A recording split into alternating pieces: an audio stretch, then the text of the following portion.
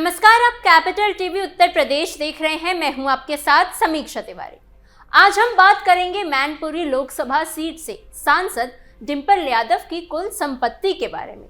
डिंपल यादव के पास कितनी चल और अचल संपत्ति है, उनकी कमाई किन किन जरिए से होती है और उनकी कुल नेटवर्थ किस तरह की संपत्तियों से मिलकर बनी हुई है। उनकी संपत्ति में मकान, जमीन, बैंक में जमा राशि और अलग अलग तरह के निवेश शामिल बताए जाते हैं। एक जनप्रतिनिधि के तौर पर उनकी आर्थिक स्थिति को समझना जरूरी हो जाता है, क्योंकि इससे ये पता चलता है कि उनकी निजी संपत्ति किस स्तर पर है। स्पेशल स्टोरी में हम आसान शब्दों में आपको बताएंगे कि डिंपल यादव के पास कुल कितनी संपत्ति है और वो किन हिस्सों में बटी हुई है। कितने करोड़ की मालकिन है डिंपल यादव? डिंपल यादव ने दिसंबर 2022 में हुए मैनपुरी लोकसभा उपचुनाव में समाजवादी पार्टी की ओर से उम्मीदवार के रूप में नामांकन दाखिल किया था। उस समय चुनाव आयोग को सौंपे गए शपथ पत्र के अनुसार नवंबर 2022 में उनकी कुल चल और अचल संपत्ति लगभग 14 करोड़ 32 लाख रुपए दर्ज की गई थी। इस संपत्ति विवरण में बैंक जमा, नगद राशि, आभूषण, निवेश के साथ साथ अचल संपत्तियां भी शामिल थी। अब लोकसभा चुनाव 2024 को लेकर दाखिल किए गए नामांकन पत्र के साथ जमा किए गए ताजा शपथ पत्र में डिंपल यादव की कुल संपत्ति में बढ़ोतरी देखने को मिली थी। जी हाँ, नए हलफनामे के मुताबिक उनकी कुल संपत्ति बढ़कर करीब 15 करोड़ 50 लाख रुपए के आसपास पहुंच गई। इस तरह करीब 17 महीनों की अवधि में डिंपल यादव की संपत्ति में लगभग 1 करोड़ 18 लाख रुपए की वृद्धि दर्ज की गई है। संपत्ति में यह इजाफा मुख्य रूप से चल संपत्तियां, निवेश और अन्य फाइनेंशियल सोर्सेज के चलते माना जा रहा है।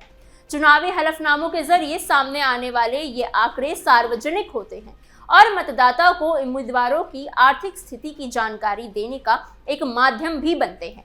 मैनपुरी सीट पर उपचुनाव के बाद अब लोकसभा चुनाव 2024 में भी डिंपल यादव एक बार फिर चर्चा में आ गई थी, जहां उनके राजनीतिक कद के साथ साथ उनकी संपत्ति विवरण पर भी नजरें टिकी हुई थी। मैनपुरी से समाजवादी पार्टी के सांसद डिंपल यादव और सपा अध्यक्ष अखिलेश यादव भले ही अक्सर महंगी और लग्जरी गाड़ियों में चलते हुए नजर आते हैं, उनके साथ सुरक्षा और पार्टी नेताओं का पूरा कारकेड रहता है, जिससे आम लोगों को ये आभास होता है कि उनके पास निजी तौर पर कई महंगी गाड़ियां होंगी, लेकिन हकीकत इससे अलग है।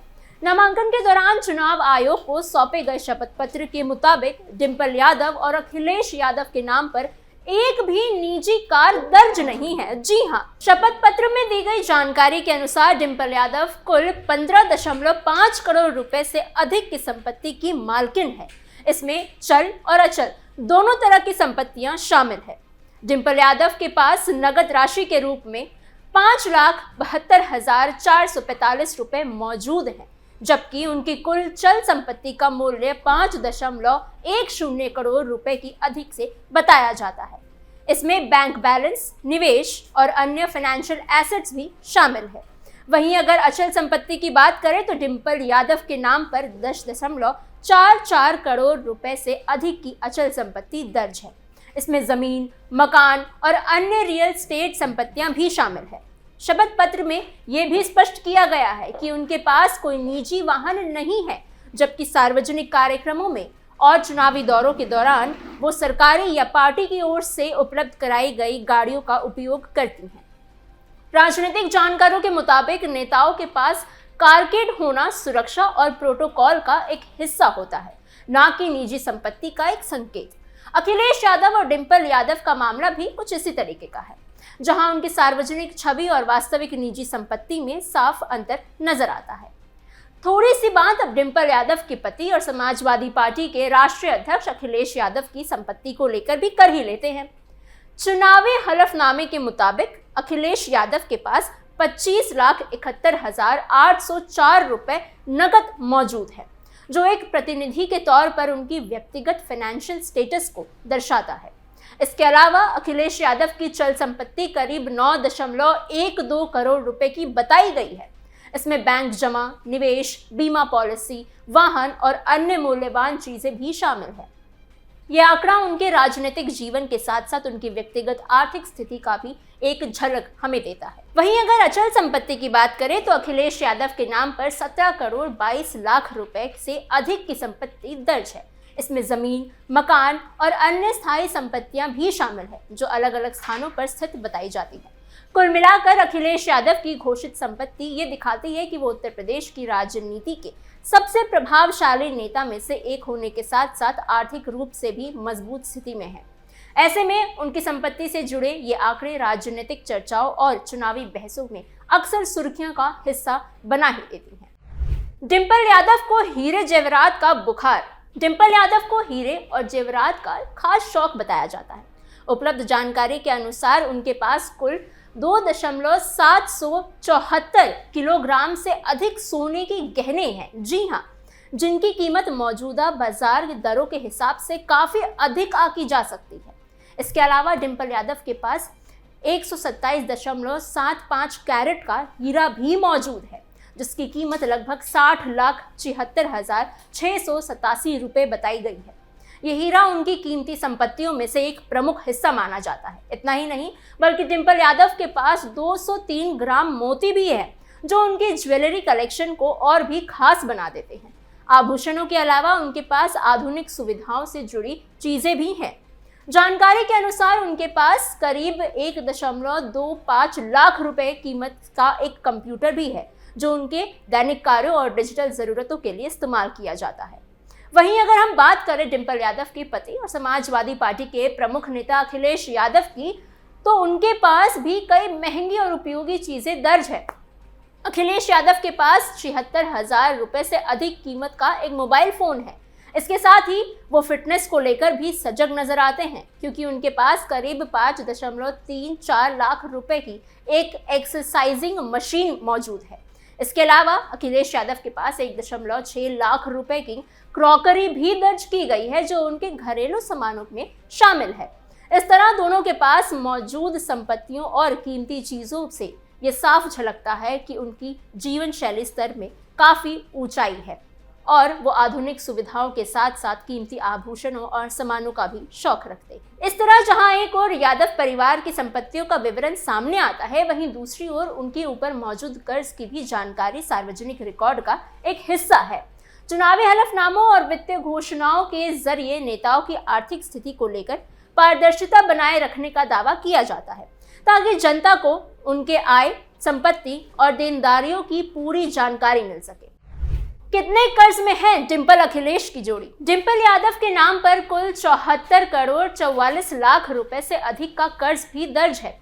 ये जानकारी उनके घोषित फाइनेंशियल स्टेटमेंट से सामने आती है। वहीं समाजवादी पार्टी के राष्ट्रीय अध्यक्ष और उत्तर प्रदेश के पूर्व मुख्यमंत्री अखिलेश यादव पर 25 करोड़ 40 लाख रुपए से अधिक का कर्ज बताया जाता है। संपत्ति की बात करें तो अखिलेश यादव के नाम लखनऊ और सैफई में एक एक जमीन दर्ज है। लखनऊ की संपत्ति राजधानी क्षेत्र में स्थित होने के कारण काफी अहम मानी जाती है, जबकि सैफई की जमीन उनके पैतृक क्षेत्र से जुड़ी हुई है। इन संपत्तियों को उन्होंने अपने आधिकारिक हलफनामों में भी दर्शाया है। डिंपल यादव की संपत्ति में समय के साथ लगातार बढ़त दर्ज की गई है। चुनाव आयोग को दिए गए अलग अलग चुनावी एफिडेविट के आंकड़ों के आधार पर यह स्पष्ट हो जाता है कि उनकी चल और अचल संपत्ति में बढ़ोतरी का सिलसिला सालों तक जारी रहा है। ये मामला तब सामने आया जब अलग अलग चुनावों के दौरान दाखिल किए गए एफिडेविट की तुलना की गई, जिसमें संपत्ति के आंकड़ों में अंतर साफ तौर पर दिखाई देता है।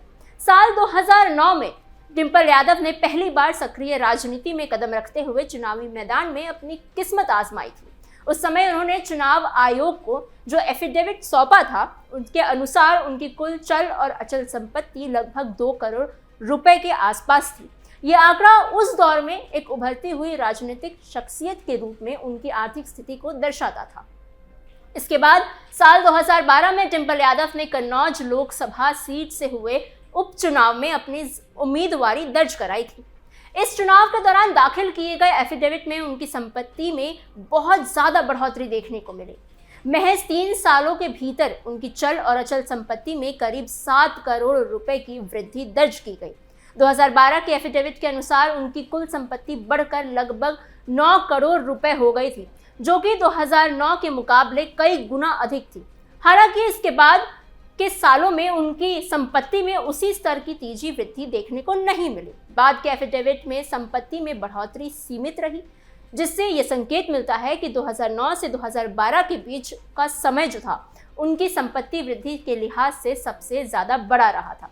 चुनावी हलफनामों के ये आंकड़े सार्वजनिक रिकॉर्ड का एक हिस्सा है और अक्सर राजनीतिक दलों, विरोधियों और आम जनता के बीच चर्चा का विषय बनते रहते हैं। कुल मिलाकर डिंपल यादव की संपत्ति में हुई ये वृद्धि चुनाव आयोग के एफिडेविट के माध्यम से सामने आई, जो पारदर्शिता के लिहाज से जरूरी भी मानी जाती है। अब सवाल ये है कि क्या आने वाले समय में डिंपल यादव के नेटवर्थ में क्या कोई बड़ा बदलाव देखने को मिलेगा? क्या राजनीति में सक्रियता के साथ उनकी संपत्ति का ग्राफ और ऊपर जाएगा या ये स्थिर बना रहेगा? इन्हीं सवालों के साथ हम इस वीडियो को यहीं समाप्त करते हैं। आप पे इस पे क्या राय है हमें कमेंट बॉक्स में जरूर बताइए। ऐसे ही और वीडियोस और अपडेट्स के लिए बने रहिए कैपिटल टीवी उत्तर प्रदेश के साथ।